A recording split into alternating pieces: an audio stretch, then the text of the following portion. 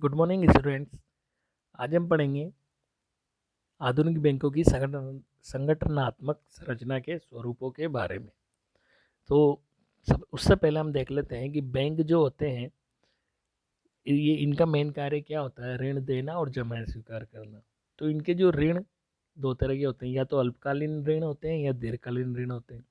तो संगठन की दृष्टि से इनको दो भागों में हम बांटते हैं। सबसे पहले एक तो व्यापारिक बैंक और एक विनियोग बैंक। तो व्यापारिक बैंक जो होते हैं, तो ये व्यापारिक बैंक अल्पकालीन ऋण देते हैं।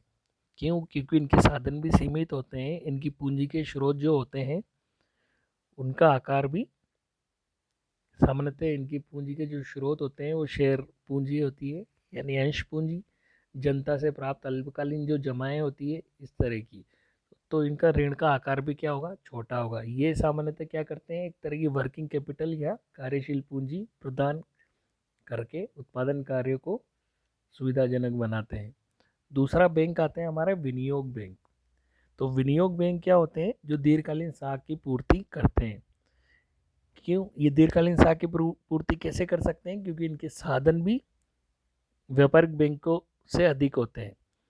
जैसे ये अपनी पूंजी अंशों में दीर्घकालीन ऋण पत्रों या सरकारी केंद्रीय बैंक विदेशी ऋण संस्थाओं से ऋण लेकर ये अपने दीर्घकालीन स्रोतों का सृजन करते हैं। ये स्थायी पूंजी की व्यवस्था उद्योगों के निर्माण एवं विस्तार को संभव बनाते हैं।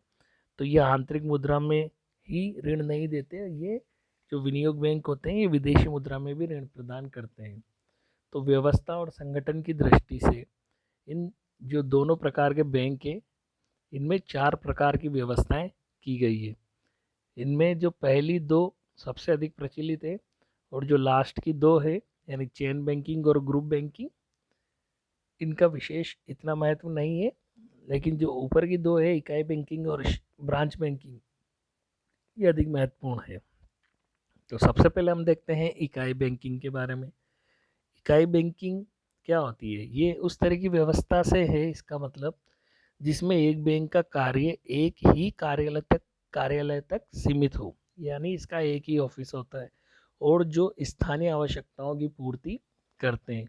छोटी छोटी स्वतंत्र जो इकाइयाँ होती हैं उसके रूप में होने से बैंक की व्यवस्था के केंद्रीकरण और एकाधिकार का भय भी नहीं रहता, क्योंकि हर बैंक के बहुत छोटे छोटे मतलब अलग अलग से कार्य होते हैं और स्वतंत्र इकाइयाँ होती है। तो इस तरह से किसी एक बैंक का मोनोपोली भी नहीं चलती। एक ऐसे बैंक का व्यवसाय सामान्यतः आसपास के जो उद्योगपति होते हैं, व्यापारी होते हैं, किसान होते हैं, उन तक ही सीमित रहता है। पर कभी कभी सीमित क्षेत्रों में शाखाएं खोलने की प्रवृत्ति चल पड़ती है। ठीक है, तो इन्हें धन के जो हस्तांतरण के लिए दूसरे बैंकों की सहायता लेनी थोड़ी अनिवार्य हो जाती है। तो ये होती है हमारी इकाई बैंकिंग। तो इस तरह के जो बैंक होते हैं, इकाई बैंकिंग, यूनिट बैंकिंग की शुरुआत सबसे पहले अमेरिका में 1902 में हुई थी और वहाँ ये बहुत प्रचलित थी। तो इसी पद्धति में क्या है, जनसंख्या के अनुपात में बैंकों की संख्या अधिक होने से अमेरिका में आज हजारों की संख्या में छोटे छोटे इंडिपेंडेंट यूनिट बैंक हैं। नेक्स्ट आता है अपना शाखा बैंकिंग यानी ब्रांच बैंकिंग। तो शाखा बैंकिंग वह व्यवस्था होती है जिसमें एक बैंकिंग कंपनी की अनेक शाखाएं देश के विभिन्न क्षेत्रों में या विभिन्न भागों में फैली होती है। ये अलग अलग शाखाएं स्वतंत्र बैंक न होकर मुख्य बैंक की ही शाखाएं होती है। जैसे अपने एसबीआई की कई शाखाएं होती है। बैंक एसबीआई एक ही है लेकिन आपको हर जगह उसकी शाखाएं दिख जाती है। ठीक है, हर जिले में, हर शहर में, हर गांव में। तो शाखा बैंकिंग की तुलना एक बड़ के पेड़ से की जा सकती है, जिसमें क्या होता है, एक तना एक होता है एवं उसकी शाखाएं अनेक होती है। तो शाखाओं का प्रबंध, मार्गदर्शन, नियंत्रण, नियमन, ये आदि सब जो मुख्य कार्यालय होता है वो करेगा। तो शाखा बैंकिंग इकाई बैंकिंग की तुलना में काफ़ी बड़ी होती है। जैसे अपने देश में भी शाखा बैंकिंग बहुत प्रचलित है। इन बैंकों के पास बैंकिंग शक्ति के केंद्रीयकरण की प्रवृत्ति होती है।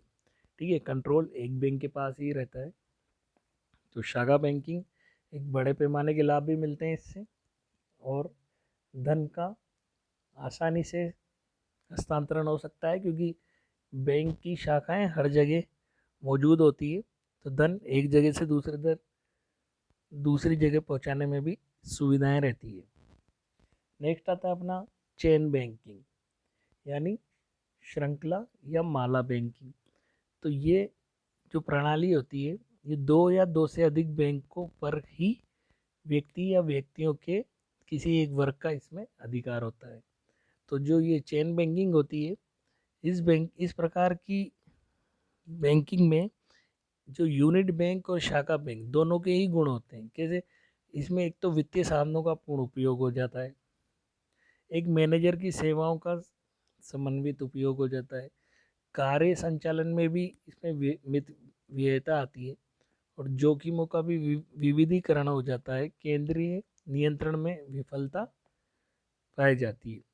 तो ये जो चेन बैंकिंग होती है, इसमें अपने यूनिट बैंक और शाखा बैंक दोनों के गुण पाए जाते हैं। इसमें बेसिकली देखें अपन तो दो या दो से अधिक जो बैंकों पर एक ही व्यक्ति का अधिकार होता है, यानी मालिक एक ही होता है, लेकिन उसके दो या दो से अधिक बैंक होते हैं। लेकिन शाखा बैंकिंग जितने ज़्यादा बैंक भी नहीं होते। और नेक्स्ट आता है अपना ग्रुप बैंकिंग, यानी समूह बैंकिंग। तो इस प्रणाली में क्या होता है, दो या दो से अधिक बैंकों का कार्य संचालन स्वामित्व एक संघ या प्रमंडल के अंतर्गत किया जाता है। मतलब कि दो या दो से अधिक बैंक तो हैं, लेकिन उसमें उस बैंक का जो अधिकार है वो किसी एक पर्टिकुलर व्यक्ति के पास नहीं है, वो एक संघ या एक ग्रुप के पास होता है।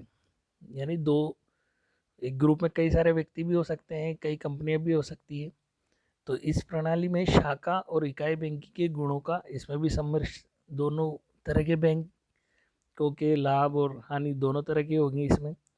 तो इसका जो संचालन और स्वामित्व होता है वो एक संघ या प्रमंडल का होने से क्या होगी, मितव्ययता होगी, और एक स्थान से दूसरे स्थान पर धन के हस्तांतरण में भी सुविधा मिलेगी, और हिसाब किताब में भी एकरूपता पाई जाती है। संघ अलग अलग स्वतंत्र बैंकों की कार्यप्रणाली में सुधार की चेष्टा कर सकता है, और एकीकृत स्वामित्व के दोषों का भी प्रादुर्भाव हुआ है इसमें। तो हमारा मेन क्वेश्चन आता है कि जो ये व्यवस्था के आधार पर अपने कितने प्रकार के बैंक होते हैं, तो इकाई बैंकिंग, शाखा बैंकिंग, माला बैंकिंग, समूह बैंकिंग। ठीक है, तो आज हमने इनके संगठनात्मक संरचना के स्वरूपों के बारे में देखा है। फिर अपने नेक्स्ट लेक्चर में अपन देखेंगे कि एक जो बैंकिंग प्रणाली होती है, एक उसमें क्या क्या विशेषताएं होनी चाहिए। ठीक, थैंक यू।